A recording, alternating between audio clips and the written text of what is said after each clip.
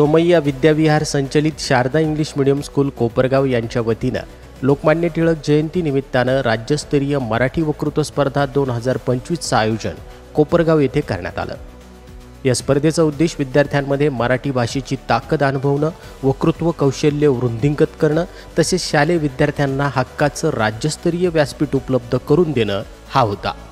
या 5व्या वर्षीच्या राज्यस्तरीय स्पर्धेत राज्यभरातून तब्बल 70 विद्यार्थी सहभागी झाले। आत्मा मालिक इंग्लिश मीडियम गुरुकुल कोकमठाणे येथून 2 विद्यार्थिनींनी आपला सहभाग नोंदवून उल्लेखनीय यश संपादन केलं आहे।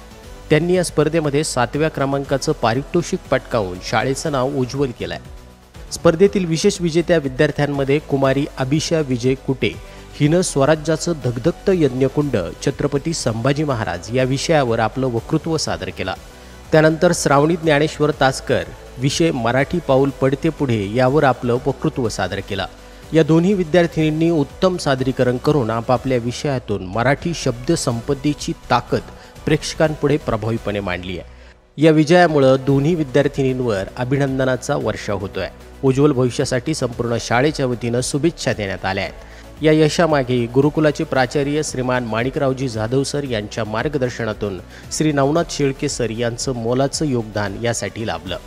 या घवघवीत यशाबद्दल सद्गुरू परमपूज्य आत्मा मालिक माऊलींच्या कृपा आशीर्वादासह संस्थेचे अध्यक्ष माननीय श्रीमान नंदकुमारजी सूर्यवंशी साहेब यांनी दोन्ही विद्यार्थिनींचं खूप खूप अभिनंदन करून पुढील वाटचालीस हार्दिक शुभेच्छा दिल्या आहेत।